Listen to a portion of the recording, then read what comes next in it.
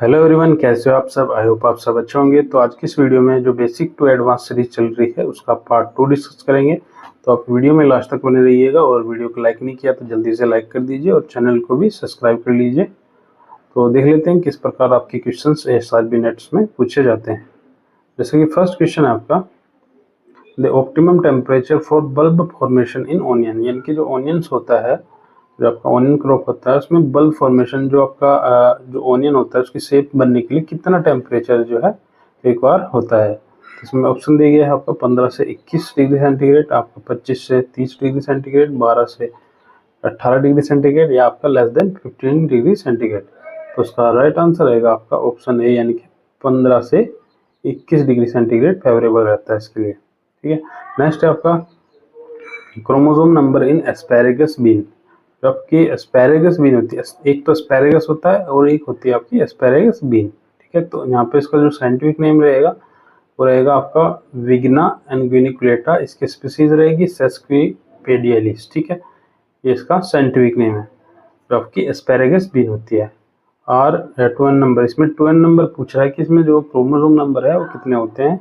वो इसमें रहते हैं आपके 2n बराबर आपके 22। ठीक है, जो आपकी नॉर्मल एस्पैरेगस होती है उसमें आपके 2n बराबर आपके 20 रहते हैं, 2n बराबर 20 रहते हैं। बट आपकी जो एस्पैरेगस बीन होती है उसमें आपके 22 क्रोमोसोम नंबर होते हैं। नेक्स्ट आपका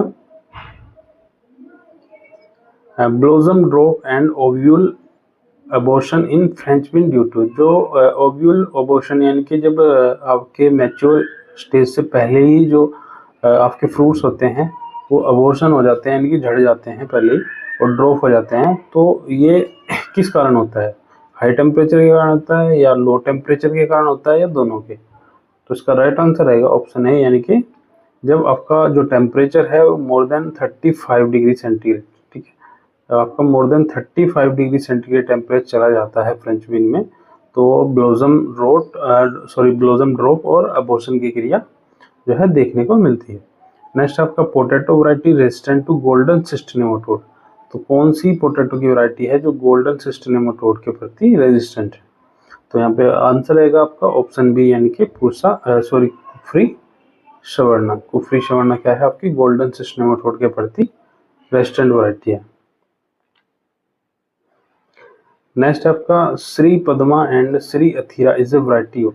जो आपकी श्री पद्मा और श्री अथीरा है ये किस वेजिटेबल्स की वैरायटी है? तो ये है आपकी एलिफेंट फुटियाम की वैरायटी।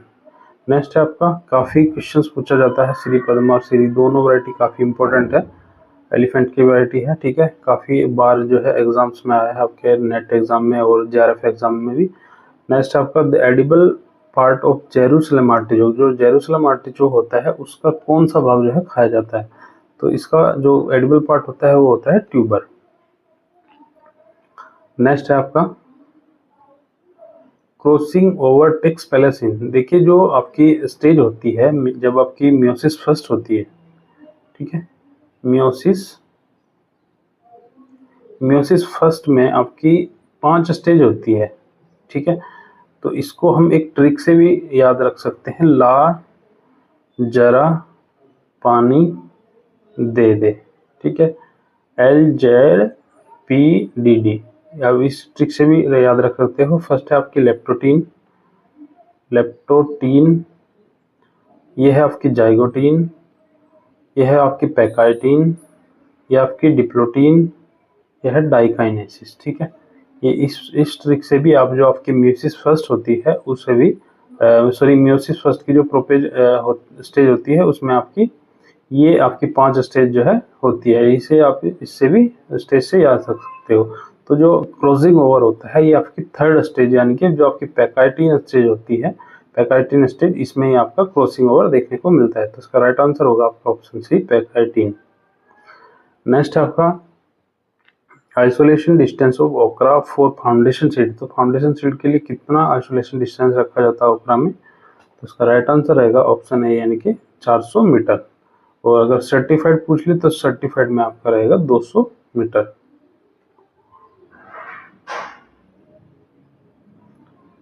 नेक्स्ट आपका the first purple flash variety of radish. तो फर्स्ट पर्पल फ्लैश वैरायटी कौन सी है रेडिश की? तो ये है आपकी पूसा जामुनी। पर्पल फ्लैश से ही आपका यहाँ पे एक वो आ रहा है, फ्रीक्वेंट आ रहा है कि कौन सी होगी, तो ये है जामुनी। यहाँ पे ऑप्शंस में भी अच्छे से लगा सकते हो। नेक्स्ट आपका lettuce downy mildew is caused by the causal organism. तो लेट्यूज का डाउनी मिल्ड्यू होता है, इसका कोजल ऑर्गेनिज्म कौन सा होता है, तो इसका राइट आंसर रहेगा ऑप्शन बी यानी कि ब्रेमिया लेट्यूक का। ठीक है, जो ब्रेमिया लेट्यूक है यह एक डाउनी मिल्ड्यू का कोजल ऑर्गेनिज्म है आपका लेट्यूज में। नेक्स्ट है आपका the total estimated genome size of lettuce. तो लेट्यूज में जीनोम साइज जो है कितना रहता है, तो ये रहता है आपका 2.7 GB। 2.7 GB। नेक्स्ट है आपका colour of beetroot is due to the presence of red violet pigment of. तो कौन सा पिगमेंट जो होता है जो बीट रूट में कलर के लिए कलर प्रेजेंस के लिए जो है रिस्पॉन्सिबल होता है, तो इसमें राइट आंसर रहेगा आपका ऑप्शन ए यानी कि बीटा साइनिन। नेक्स्ट आपका male sterility in carrot is reported by. जो मेल स्टेलिटी रिपोर्ट की थी सबसे पहले कैरेट में इनके गाजर में, तो किसके द्वारा की गई थी, ये की गई थी आपकी वेल्चे एंड ग्रिम्बल के द्वारा। ठीक है, वेल्च एंड ग्रिम्बल के द्वारा। नेक्स्ट आपकी पंजेंस इन हॉर्स रेडिस। जो आपकी हॉर्स रेडिस होती है, ठीक है, एक तो रेडिस होती है और एक होती है आपकी horseradish, HORSE, horseradish. ठीक है, अगर हम इसका साइंटिफिक नेम की बात करें तो इसका साइंटिफिक नेम होता है आर्मोरेशिया रस्टिकाना। काफी पूछा जाता है इससे क्वेश्चन, आप अच्छे से याद करिएगा इसको। आर्मोरेशिया रस्टिकाना।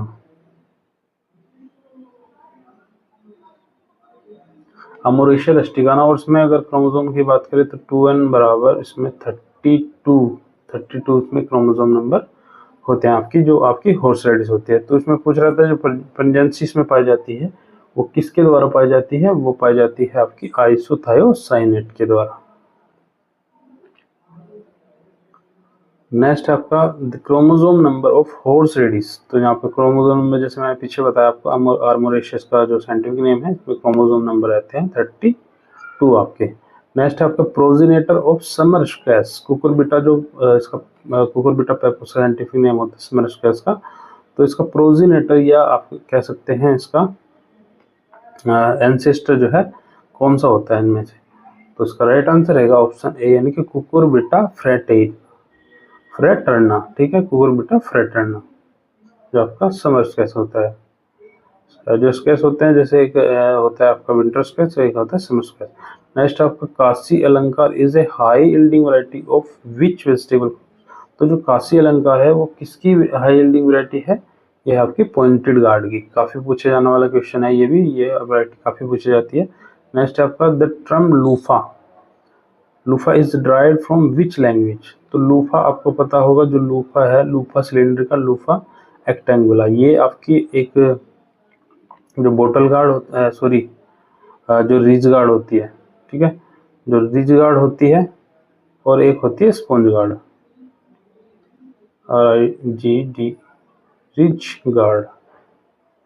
रिज गार्ड जो काली तोरी होती है और एक होती है स्पॉन्ज गार्ड। ठीक है, स्पॉन्ज गार्ड जो आपकी चिकनी तोरी होती है। तो इनका ही जो नाम है लूफा, इसका नाम है आपका लूफा सिलेंड्रिका और इसका नाम है स्पॉन्ज गार्ड का लूफा एक्टेंगुला। ठीक है, तो जो लूफा वर्ड है ये किस लैंग्वेज से लिया गया है, ये है आपका अरेबिक लैंग्वेज का। ठीक है, नेक्स्ट आपका Kashi Saumya is a variety of which vegetable crop suitable for river bed cultivation. जो आपकी काशी सौम्या है ये रिवर बेड कल्टीवेशन के लिए अच्छी मानी गई है। तो ये पूछ रहा है कि किसकी वैरायटी है, तो ये है आपकी स्पॉन्ज गार्ड की वैरायटी। नेक्स्ट आपका काशी मूली 40 ऑफ रेडिस टॉलरेंट टू। जो आपकी काशी मूली 40 है ये किस के लिए जो है टॉलरेंट है, ये हाई टेम्परेचर के लिए है या लो टेम्परेचर के लिए या हाई सैलिनिटी के लिए। तो इसका राइट आंसर रहेगा आपका ऑप्शन बी यानी कि अगर टेम्परेचर है इसका, ये एक टॉलरेंट है आपकी हाई टेम्परेचर के लिए। जब आपका up to 35 degree centigrade temperature चला जाता है तो इसके लिए जो है टॉलरेंट है, एक तरीके से संवेदनशील है। नेक्स्ट आपका the approximate genome size of faba bean. तो फैबाबीन में कितना जीनोम साइज रहता है, तो इसका राइट आंसर होगा ऑप्शन ए यानी कि 13 GB। नेक्स्ट है आपका TY5 इन टोमेटो। एक जीन होता है, ठीक है, क्या होता है, एक जीन होता है TY5। ये टोमेटो में लगभग आपके 6-7-8 प्रकार के जो है जीन्स पाए जाते हैं, जैसे TY1 है, TY2, TY3, TY5, ठीक है, TY4, ये 5 प्रकार के TY होते हैं। और for tomato leaf curl virus resistant और located on which chromosome number. तो इनमें से काफ़ी एक ना एक क्वेश्चन जरूर पूछा जाता है, चाहे आपका TY2 पूछ ले या TY5 पूछ ले या TY3 पूछ ले। तो ये कह रहा है कि जो TY5 जीन होता है कौन से क्रोमोसोम पर लोकेटेड रहता है, तो इसका राइट आंसर रहेगा आपका ऑप्शन बी यानी कि 4। ये आपके क्रोमोसोम नंबर 4 पर जो है लोकेटेड रहता है आपका TY5। तो जैसा कि मैंने अभी बताया आपको, कुछ जो जीन्स है आपके जो टोमेटो में जीन्स पाए जाते हैं कौन कौन से क्रोमोसोम्स पर लोकेटेड रहते हैं, वो यहाँ पर इस चित्र के माध्यम से देख सकते हैं आप। देखिए जो आपका NR जीन होता है, ठीक है, ये नेवर राइप के लिए जो है रिस्पॉन्सिबल होता है, ये आपके क्रोमोसोम नंबर 1 पर लोकेटेड रहता है। और जो आपका TY4 जीन, जैसे यहाँ पे क्वेश्चन में दिया गया था TY5 जीन, तो ये आपका क्रोमोसोम नंबर 4 पर लोकेटेड रहता है। और जो TY4 रहता है, आप TY4 और TY5 को ऐसे भी याद कर सकते हो, जो TY5 है ये एक पीछे यानी कि 4 नंबर पे, और जो TY4 है वो एक पीछे यानी कि 3 नंबर पर जो है लोकेटेड रहता है। और जो आपका रिन यानी कि राइपनिंग इनहिबिटर होता है, वो क्रोमोसोम नंबर 5 पर लोकेटेड रहता है, ये भी काफी पूछा जाता है। और TY1 जैसा मैंने बताया था आपको, TY1, TY3 और MIL2 OGE क्रोमोसोम नंबर 6 पर, और TM2 PS3 ये 9 पर, और आपकी नॉन राइपनिंग यानी कि NOR क्रोमोसोम नंबर 10 पर, और TY2 जो होता है ये आपका 11 क्रोमोसोम नंबर पर लोकेटेड रहता है। तो इस चार्ट में से एक ना एक क्वेश्चन आपको जरूर मिलेगा आपका नेट एग्जाम में, तो अच्छे से इसको नोट डाउन कर लीजिएगा। अब नेक्स्ट देख लेते हैं। नेक्स्ट है आपका isolation distance in egg plant for certified seed production. तो सर्टिफाइड सीड प्रोडक्शन के लिए जो ब्रिंजल होता है, एग प्लांट होता है, तो इसमें कितना जो है आइसोलेशन डिस्टेंस रखा जाता है, तो इसका राइट आंसर रहेगा ऑप्शन है यानी कि 100 मीटर। यहाँ पर सर्टिफाइड पूछा गया था, अगर आप से फाउंडेशन सीड के लिए पूछते तो आपके 200 मीटर में राइट आंसर रहता है। नेक्स्ट है आपका the source of BS4 resistant gene to bacterial leaf spot in chilli. तो BS4 रेजिस्टेंट जीन का जो है सोर्स इसमें से कौन सा है चिली में, तो उसका राइट आंसर रहेगा ऑप्शन ए यानी कि capsicum pubescens. Capsicum pubescens BS4 resistant gene होता है जो बैक्टीरियल लीफ स्पॉट के लिए। नेक्स्ट आपका which of the following powdery mildew resistant gene in pea is used commonly for breeding। तो कौन सा जो है जीन है जो पी में पाउडरी मिल्ड्यू रेजिस्टेंस के लिए रिस्पॉन्सिबल होता है, तो उसका राइट आंसर रहेगा ऑप्शन सी यानी कि ER1 जीन। नेक्स्ट है ओरिजिन ऑफ फ्रेंच बीन। तो फ्रेंच बीन ये भी काफ़ी पूछे जाने वाला क्वेश्चन है, फ्रेंच बीन का ओरिजिन पूछ लेता है, तो इसमें आएगा आपका साउथ अमेरिका। एक इसमें सेंट्रल अमेरिका भी पूछ सकता है, कहीं कहीं जो बुक्स है उसमें सेंट्रल अमेरिका भी लिखा गया है, ठीक है, और इसमें साउथ अमेरिका भी लिखा गया है। तो यानी कि अगर दोनों ही आ जाए तो दोनों आंसर जो है आपके राइट होगा, सेंट्रल अमेरिका और आपका साउथ अमेरिका, यानी कि ऑप्शन ए इसमें राइट रहेगा। तो ये थे इस सीरीज के आपके टोटल क्वेश्चंस। तो आई होप आपको अच्छे से समझ आए होंगे। और अगर आपका कोई भी डाउट रहता है आपको किसी भी टॉपिक से रिलेटेड, तो आप कमेंट में ज़रूर लिखिएगा। नेक्स्ट वीडियो उस आपके जो टॉपिक पर, अगर आपको कोई टॉपिक वीक है तो आपको कुछ समझ में नहीं आ रहा है, जैसे कि आपका जेनेटिक्स से रिलेटेड, वेजिटेबल जेनेटिक्स से रिलेटेड, ब्रीडिंग से रिलेटेड, तो कोई भी टॉपिक आ रहा है तो उसके बारे में आपको फुली वीडियोस मिल जाएगी। तो आप अपना जो वैल्यूएबल कमेंट्स जरूर लिखा करें। तो आज की वीडियो में इतना ही, मिलते हैं नेक्स्ट वीडियो में, तब तक के लिए थैंक यू, धन्यवाद।